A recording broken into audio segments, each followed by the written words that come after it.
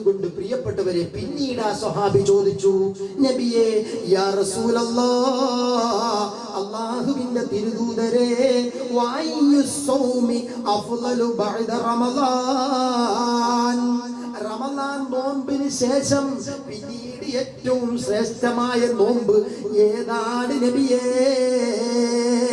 അല്ലാഹുവിന്റെ പ്രവാചകൻ പറഞ്ഞു, ശുഹ്റുല്ലാഹി മുഹറം, മുഹറം മാസത്തിലെ നോമ്പാണ്, മുഹറം മാസത്തിലെ നോമ്പാണ് ഏറ്റവും ശ്രേഷ്ഠമായ നോമ്പ് എന്ന് അല്ലാഹുവിന്റെ പ്രവാചകൻ പറഞ്ഞെങ്കിൽ, എന്റെ പ്രിയപ്പെട്ടവരെ, മുഹറം 1 മുതൽ 10 വരെ അല്ല 11 വരെ നോമ്പെടുക്കൽ സുന്നത്താണ്. മുഹറം 1 മുതൽ 11 വരെ ഫതുൽ മുഈനിൽ കാണാം 11 വരെ.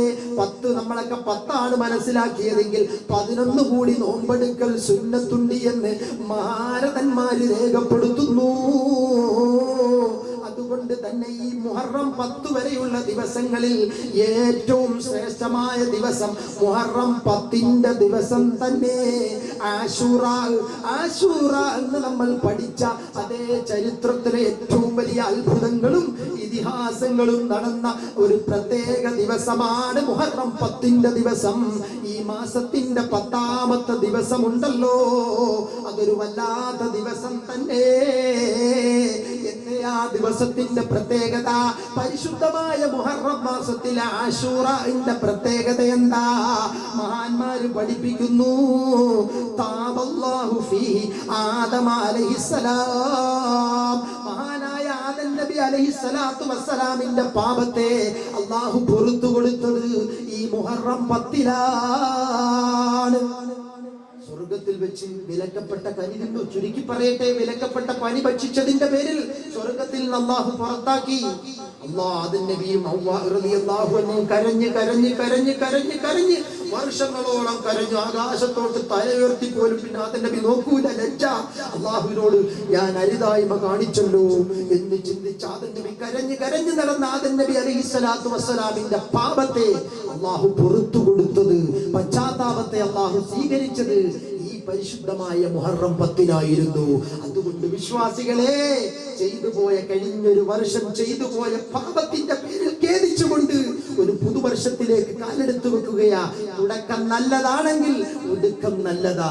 തുടക്കം നല്ലതാണെങ്കിൽ ഗസാലി ഇമാം റളിയല്ലാഹു അൻഹു, ഹുജ്ജത്തുൽ ഇസ്ലാം അബൂ ഹാമിദ് അൽ ഗസാലി റളിയല്ലാഹു അൻഹു പറഞ്ഞ ഏതൊരു കാര്യത്തിന്റെയും തുടക്കം നല്ലതാണോ ഒടുക്കം ബെസ്റ്റ് ആയിരിക്കും. തുടക്കം പോക്കാണോ ഒടുക്കം വല്ലാത്ത അവസ്ഥ, ദുർഗന്ധത്തിലായിരിക്കും. അതുകൊണ്ട് എന്റെ പ്രിയപ്പെട്ടവരെ, പുതുവർഷത്തിലേക്ക് കാലെടുത്തു വെക്കുകയാ.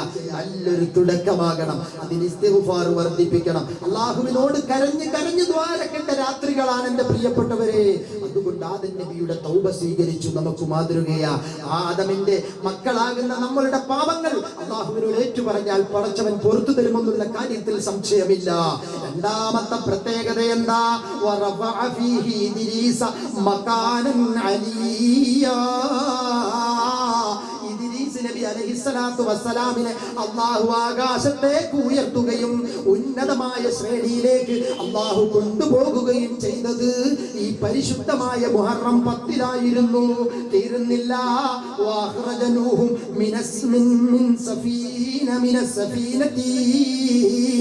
ആദം നബി മഹാനായ നൂഹ് നബി അലൈഹിസ്സലാത്തു വസ്സലാമിന്റെ കപ്പലിൽ നിന്ന് നൂഹ് നബി അലൈഹിസ്സലാത്തു വസ്സലാമിനെ അല്ലാഹു ഇറക്കി രക്ഷപ്പെടുത്തിയത് ഈ പരിശുദ്ധമായ മുഹറം 10നായിരുന്നു. ചരിത്രം വിശാലമാണ്, പറയാൻ സമയമില്ല. പിന്നീട് വീണ്ടും തീരുന്നില്ല പ്രിയപ്പെട്ടവരെ. വനജാ ഇബ്രാഹീമ മിനന്നാർ, മഹാനായ ഇബ്രാഹിം നബി അലൈഹിസ്സലാത്തു വസ്സലാമിനെ നമ്രൂദിന്റെ തീയിൽ നിന്ന് രക്ഷപ്പെടുത്തിയത് ഈ പരിശുദ്ധമായ മുഹറം 10നായിരുന്നു.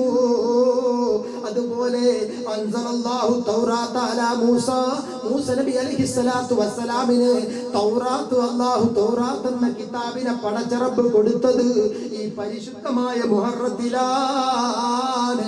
വഅഖ്റജ ഫീഹി യൂസുഫ മിനസ്സിജ്നി, യൂസുഫ് നബി അലൈഹിസ്സലാത്തു വസ്സലാമിനെ ജയിൽ മോചിതനാക്കിയത് ഈ പരിശുദ്ധമായ മുഹറം 10നായിരുന്നു. വറദ്ദ ഫീഹി അലാ യഅഖൂബ ബസറഹു, മഹാനായ യഅഖൂബ് യാക്കൂബ് നബി അലൈഹിസ്സലാത്തു വസ്സലാമിന് മഹാനായ യൂസുഫ് നബിയുടെ വിഷയത്തിൽ കരഞ്ഞ് കരഞ്ഞ് കണ്ണുനീരൊലിപ്പിച്ച് കരഞ്ഞ് കണ്ണിന്റെ കാഴ്ച നഷ്ടപ്പെട്ടു പോയ യാക്കൂബ് നബിക്ക് അള്ളാഹു കാഴ്ച ശക്തിയെ തിരിച്ചു കൊടുത്തത് ഈ പരിശുദ്ധമായ മുഹറം 10-ലായിരുന്നു. നബി അലൈഹിസ്സലാത്തു വസ്സലാമിന്റെ രോഗം അല്ലാഹു ശിഫയാക്കി കൊടുത്തത് ഈ മുഹറം 10-ലായിരുന്നു. അതുകൊണ്ട് തന്നെ എന്റെ പ്രിയപ്പെട്ടവരെ, പടച്ചവനോട് എല്ലാ രോഗങ്ങളിൽ നിന്നും കാവൽ ചോദിക്കേണ്ട മാസമാണ്. ഈ ഒരു വർഷം നന്നായാൽ, ഈ ഒരു ദിവസം നന്നായി, ഈ ഒരു മാസം നമ്മൾ ശരിക്ക് അമൽ ചെയ്താൽ ഈ ഒരു വർഷം വളരെ ക്ലിയർ ആകും കേട്ടോ.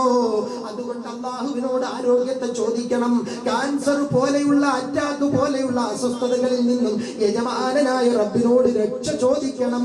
ഇത്തരത്തിലുള്ള ഹദീസുകളൊക്കെ നമുക്ക് വിരൽ ചൂണ്ടി തരുന്നത്, ഇത്തരത്തിലുള്ള ഹദീസുകളൊക്കെ നമ്മളെ പഠിപ്പിക്കുന്നത് രോഗത്തിൽ നിന്ന് മുക്തി നേടാൻ അള്ളാഹുവിനോട് പ്രാർത്ഥിക്കേണ്ട സമയമാണ് ഈ പരിശുദ്ധമായ മുഹറം എന്ന് എന്റെ പ്രിയപ്പെട്ടവരെ ഓർമ്മപ്പെടുത്തുകയാണ്.